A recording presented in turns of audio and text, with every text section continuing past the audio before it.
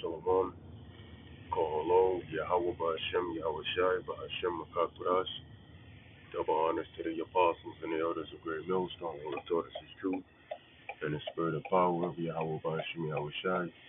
And Shaquat back with another lesson, Lord willing, to edify to the hopeful elect. Yahweh Ba'Shem, Yahweh Shai, brother Tom, to the sincere Adam, Allah, and the sincere shalom to the brothers that are pushing this truth down the highways and the byways and to the YouTube blessings, man. Shalom to you all. Lord willing to be edifying and uplifting to the hopeful elect. So it's gonna be another one concerning this topic, and I really love seeing these articles, and I'll do a million lessons on this, for, you know, 'cause that's the topic of discussion right now. Going into anarchy, things that are gonna lead to anarchy, things that are gonna lead to people suffering, the American suffering, and the thing is, all we can say to that as brothers is say, welcome to the party, because we've been suffering. Now you average everyday Americans are suffering, you know, and it's beautiful. It's a beautiful thing to see because we've been saying this from our elder apostles going down to the youngster brothers. We've been saying that, you know, this is going to take place. A time of chaos is going to come. There's going to be a time of famine, and there's going to be a lot of things that tie in leading to that famine, right? So it says, and I would like to say fair use. This is under the Fair Use Copyrights Act of 1976, where all public information can be used for educational purposes, you know, and I'm not gaining any money from this video, so do not take this video down. Strictly educating whoever would like to hear. It says, empty shelves, higher food prices. That's like empty shelves, higher prices. Americans tell of cost of Trump's tariffs. I'll read that again. Empty shelves, higher prices. Americans tell of cost of Trump's tariffs. So this guy Trump, he's invoking tariffs, and I believe, if I'm not mistaken, I believe I just heard something about him invoking a 500% tariff on China. Now I want to know, how the hell does this benefit America, and how the fuck does this hurt China? China's not taking in and importing any American goods. China's not importing any American goods. You know, they're exporting goods. They're exporting goods to America. They're not importing any goods coming from America. They're the ones making the goods and exporting it to America. So how the hell does this affect China? If anything, it only affects America because damn 90% of the shit here in America is from China. God damn it, right? Look at everything you have. I bet you the mass majority of the things that you own says made in China.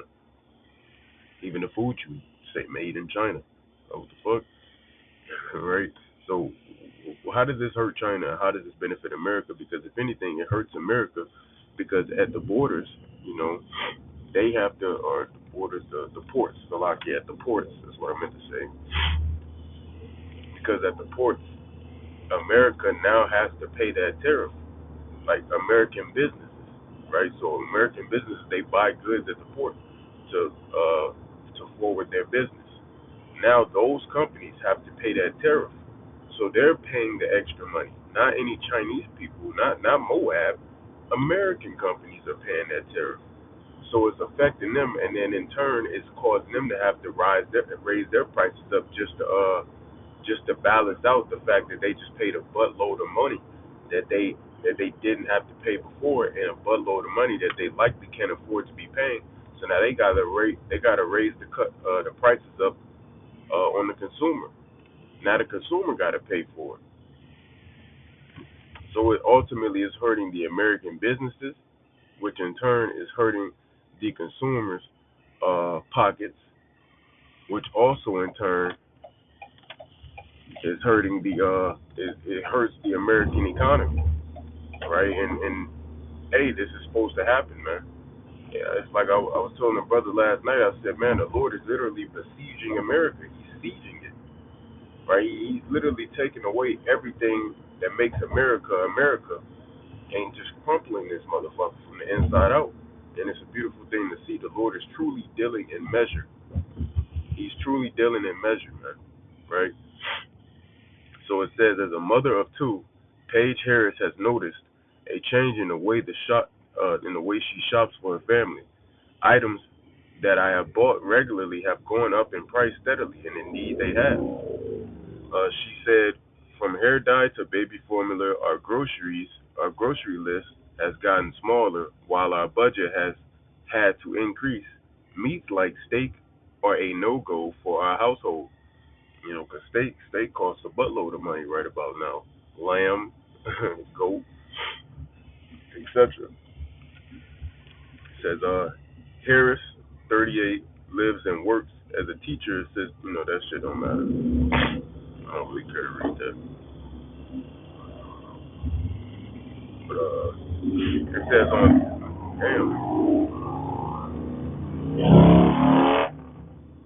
like his bike week here, so forgive me.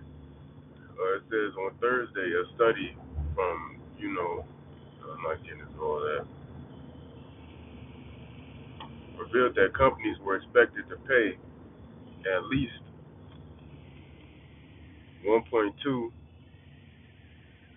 TN. I don't know what the fuck that means, Salaki, but TN more in 2025 expenses than was previously anticipated. Says, but the burden, according to the researchers, Salaki, I'm in transit. The burden, according to the researchers, according to the researchers, is now shifting to the U.S. consumers. All right, and that's what I was just saying, wasn't it? How it starts with the American businesses at the ports, and then they have to raise their prices in turn to balance that out. Now the American consumer is getting affected. That's what I was just saying, man. It's exactly how it goes, and that's going to lead to anarchy. All right, that's going to lead to people not respecting and rebelling against the government.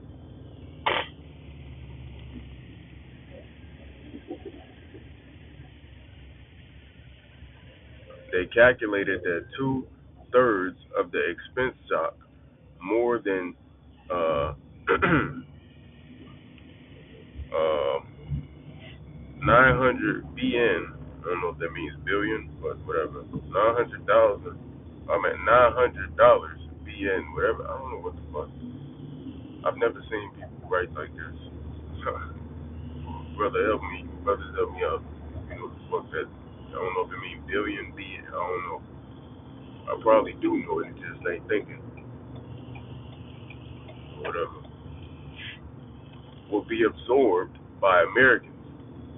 Last month, the Yale Budget Lab estimated tariffs will cost households almost 2.4K more a year, which that's a lot of motherfucking money. All right, that's a lot of motherfucking money, man. All right,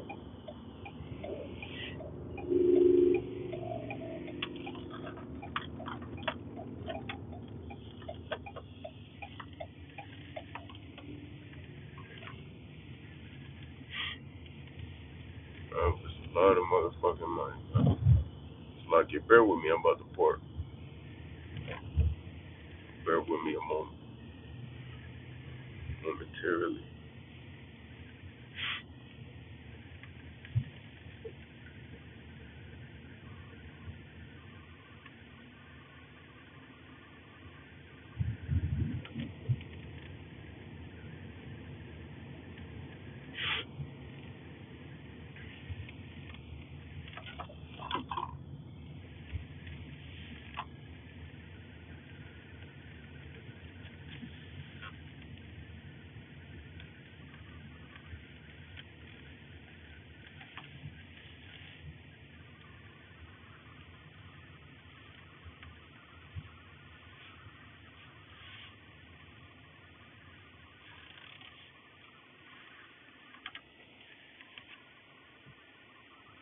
How about Shimmy? I was shy to water Shamar. Yeah, I'm not. Anyways, I was saying, Harris says the tariffs impact on her daily life contradicts promises from the Trump administration to cut prices and make living affordable for everyone. And that's true. This guy has been in office. When did he get in office? January the 21st or the 20th? One of those two dates. I know it was on a fucking Monday, but what has this man done? He's been in office for what? January. Now we're in October. Oh, y'all must smell shot. Now we're in October, so that's what 9 months. He's been in office for 9 months. All right, going on 10 in November. Right, coming upon November it'd be 10, but it's been about today. Yeah, another day or two will make it officially 9 months. Right. What has he done? He hasn't made. He hasn't kept any of his promises.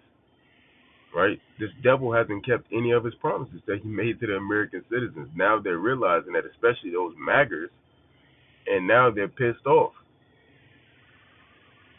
That's going to cause anarchy. Anarchy means an uprising and rebellion of the people to the government. They're rebelling against the government.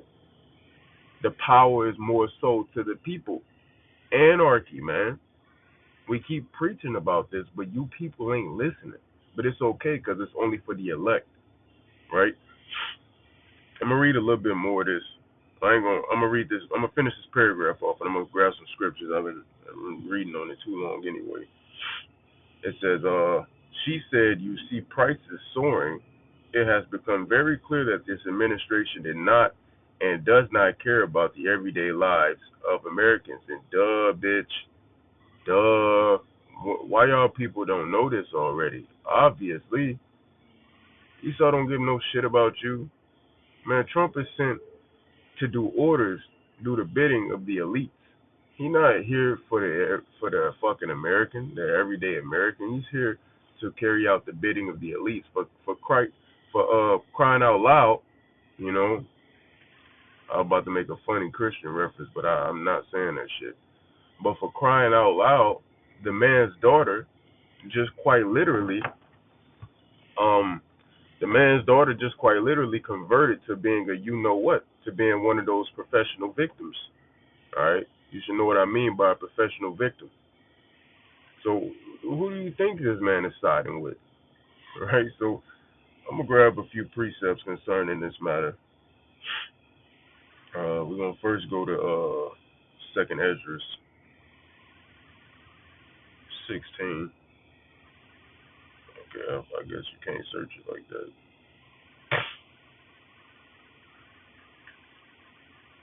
Let me just go straight to the point. Second Esdras 16 and 21. Behold, victuals shall be so good cheap upon earth that they shall think themselves to be in good case. So your victuals is talking about your goods, your food, gas, etc. Anything that's beneficial and good for you in life that you use on a daily basis. That's what this scripture is talking about. Since it's so good cheap upon earth, meaning since it's so affordable, which is not cheap right now, but since it's so affordable, everybody thinks they're in a good case. But now people are starting to feel that pressure. All right, that pressure is starting to burst pipes. You know, like I referenced the other week, it's like a boa constrictor. You know, it just constantly tightens and tightens and tightens until there's no life left in you anymore. Same thing going for this.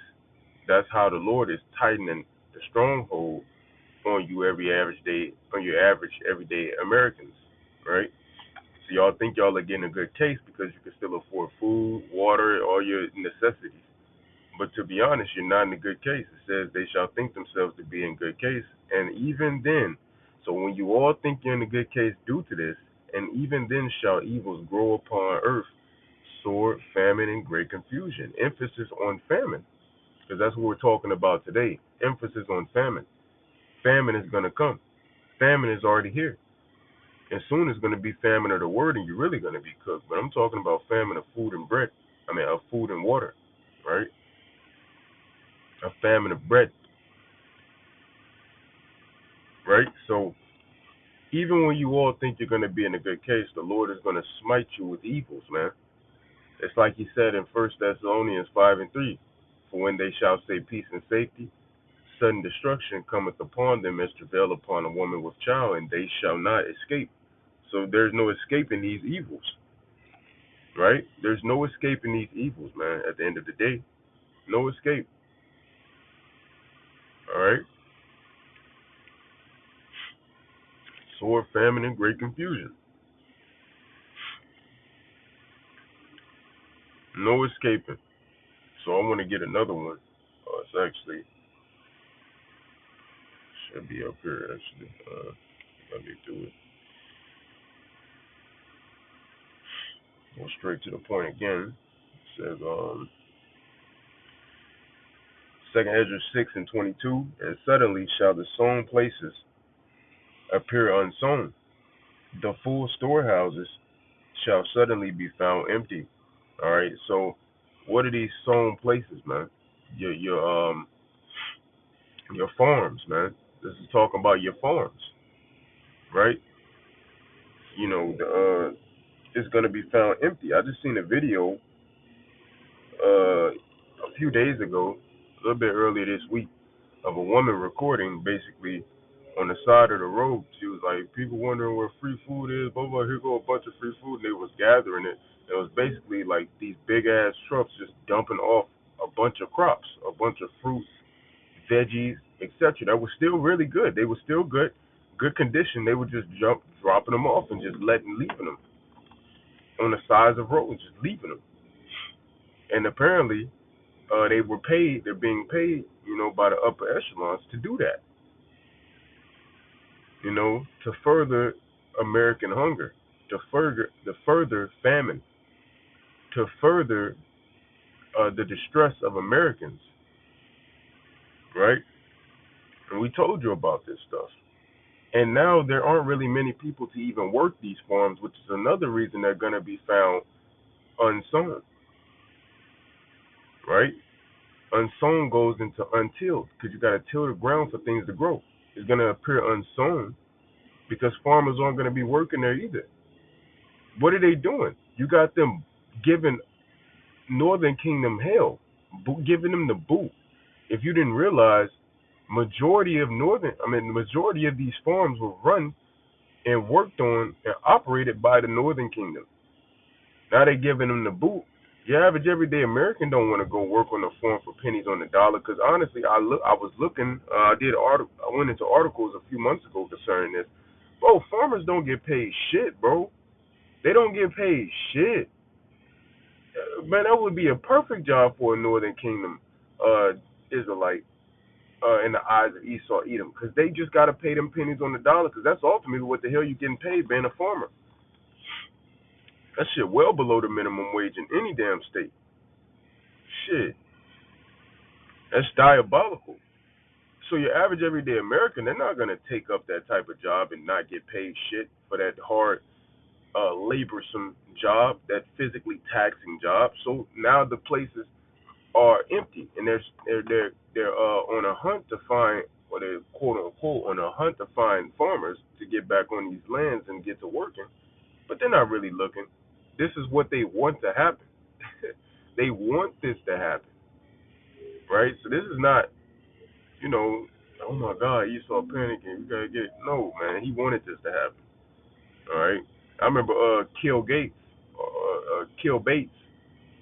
was what you call it, nigga. I remember like 3 years ago he was burning down a bunch of factories, food factories and shit. These devils are manufacturing a famine, meaning they're creating a famine, and that's good. Thawadi Yahweh Bashim Yahweh Shai for that. We love to see it. So I'm gonna read that again. It says, "And suddenly shall the sown places appear unsown." And if your sown places are unsown, then what's gonna happen? Well, then it says, "The full storehouses shall suddenly be found empty." Now, what are these full storehouses? These are your warehouses and things of that sort. Because it goes from the farm, it gets transported to whatever factory, then it goes to the warehouse, right? And then the warehouse distributes it to your local retailers, you know. And I used to work in a warehouse not too long ago, so I've seen how that stuff goes. So your warehouses are going to be found empty, so the warehouse can't distribute to your retail store. So it doesn't necessarily say it directly in the scripture, but what do you think what else is going to be empty because of that? Well, your stores, your retail stores, your Schnucks, your BJ's, your Publix, your Sam's, Costco's, Walmart, Aldi. etc. Any stores you could think about, that's going to be found empty, given this. Target, etc. Because the sown places are unsown, causing the warehouses to be unsown. They can't send nothing to these retail stores, so that's going to be unsown. And then that leads right back to this article: empty shelves. And then higher prices, because when there's less of something, it becomes more valuable. So the price goes up on it because it's less. We told you this was gonna happen, man. And what is this gonna cause? What is this manufactured famine gonna cause? Well, let's keep reading. And the trumpet shall give a sound which when every man hears, they shall be suddenly afraid. At that time shall friends fight one against another like enemies, and the earth shall stand in fear with those that dwell therein. The springs of the fountain shall stand still, and in 3 hours they shall not run. All right, they shall not run. So it's going to be chaos. It's going to be all hell breaking loose. And there's going to be civil unrest. Friends are going to fight against friends, man. All for the lack of bread and for great tribulation. It actually says what I just said in 2nd Ezra 15. you know, and I want to get another one. I'm going to close it on this one right here.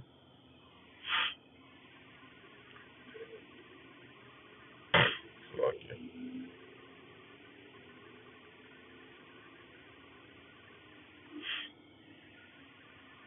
It says, God will remove the leaders. So this is Isaiah, the 3rd chapter, in the 1st verse. For behold, the Lord, Yahweh of hosts, doth take away from Jerusalem and Judah. So Jerusalem being the northern kingdom, right? Ephraim on down to Issachar, and Judah being the southern kingdom, Judah, Benjamin, Levi. So I'm going to read that again from the top. For behold, the Lord, Yahweh of hosts, doth take away from Jerusalem and from Judah, the stay and the staff, the whole stay of bread, and the whole stay of water. All right. So the stay and the staff, right? The stay and the staff. When you go into these two words, let's go to them. Let's go to stay first, since it comes up first. Stay. It means support. All right. Staff. Right. A support. Concretely, a protector. Or sustenance. Right. And when you go back off of here, when you go into staff,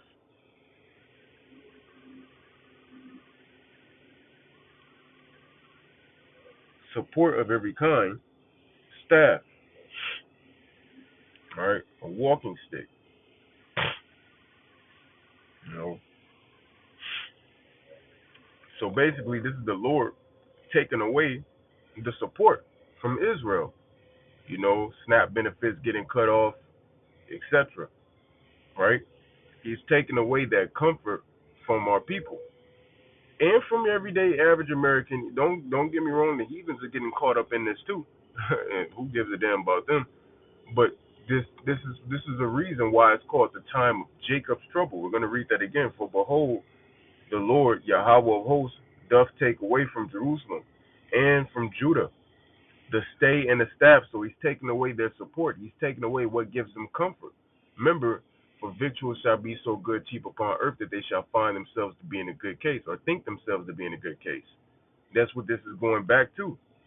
And it says, the whole stay of bread, so no more bread. That's a famine. And the whole stay of water, no more water. That's a famine.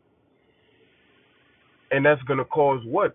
Anarchy, civil unrest, people to fight against one another, hallucinations to take place, leading to cannibalism, right? And that's what this is all going into. This is a curse to our people. This is a scripture concerning the time of Jacob's trouble. There's a reason why it's called Jacob's trouble. It's going to be trouble for Jacob. And we're in Jacob's trouble already. We're just not at the peak of it. The peak of it is when all hell breaks completely loose. But we're in Jacob's trouble right now. Jake is in trouble. Jake is catching the worst of hell. Right? So anyway, I'm gonna end it there. Lord willing, it was edifying. Kohololi, Yahweh Bashimi Hawashai, Bashima Hakurash, double honors to the apostles and the elders of Great Millstone who have taught us his truth and the spirit and power of Yahweh Bashimi Hawashai. And until next time, Abad Babal, Kwam Yasharala, Gadol Abadyam, La Babal Hagadol, Yahweh Mahar, Wa Habatham. And until next time, Shalom.